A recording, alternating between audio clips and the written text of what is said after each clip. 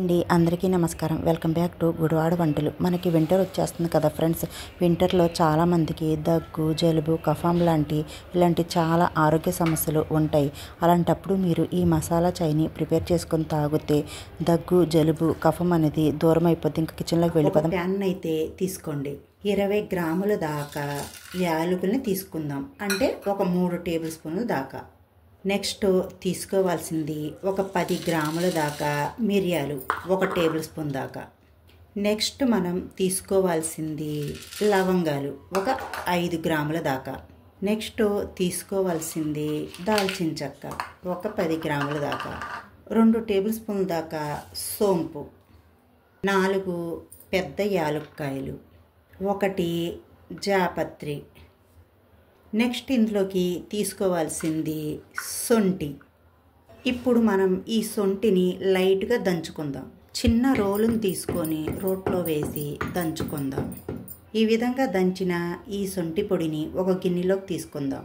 ఇప్పుడు మనం ఇదే రోట్లో ఈ పెద్ద యాలక్కాయల్ని వేసుకొని కూడా ఈ విధంగా దంచుకోండి. మనకి ఈ పెద్ద యాలక్కాయల మీద ఉన్న ఈ తొక్క అయితే అవసరం లేదండి.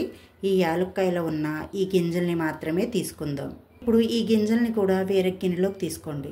ఇప్పుడు మనం ఈ జాజికాయని కూడా కొద్దిగా కచ్చా పక్కాగా దంచుకుందాం. ఇలా దంచుకున్న జాజికాయని కూడా ఒక గిన్నెలోకి తీసుకోండి. ఈ మూడింటిని ఇలా దంచుకున్నాం కదండి, మనం డైరెక్ట్గా మిక్సీ జార్లో వేస్తే మిక్సీ గిన్నె అనేది పాడైపోద్ది. అందుకే కాస్త ఈ విధంగా దంచుకోవాలి. స్టవ్ ఆన్ చేసుకుని స్టవ్ మీద ఈ మసాలాలు పెట్టుకుని ప్యాన్ని పెట్టేసుకోండి.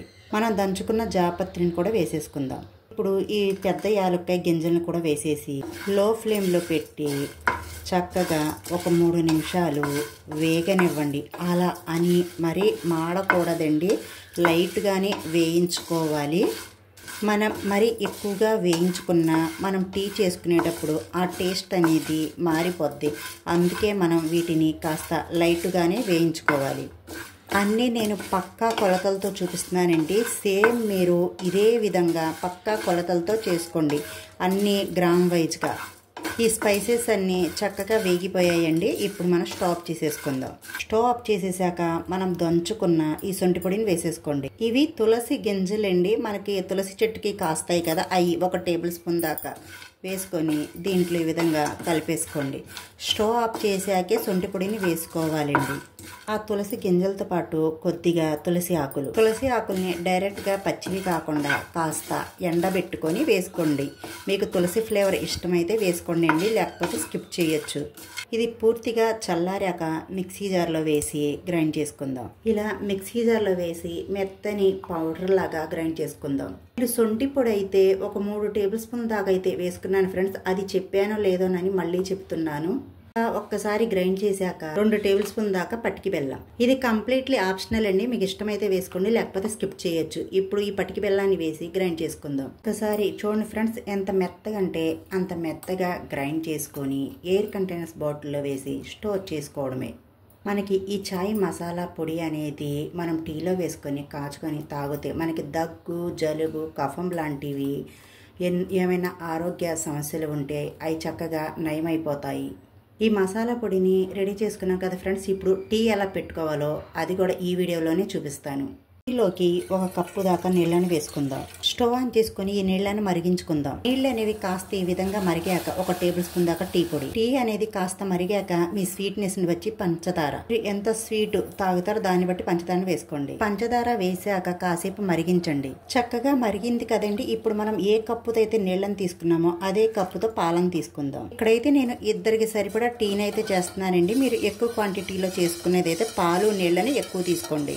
ఒక 3 నిమిషాలు చక్కగా మరిగించుకుందాం. ఇలాంటి మంచి రెసిపీ వీడియోస్ కోసం అయితే మా ఛానల్ని సబ్స్క్రైబ్ చేసుకోండి.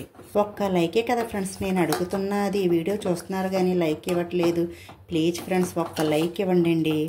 మేము ముందుకు వెళ్ళటానికి మీ సపోర్ట్ కాస్త ఇవ్వండి ఫ్రెండ్స్. 3 నిమిషాలు చక్కగా మరిగిపోయింది కదండి.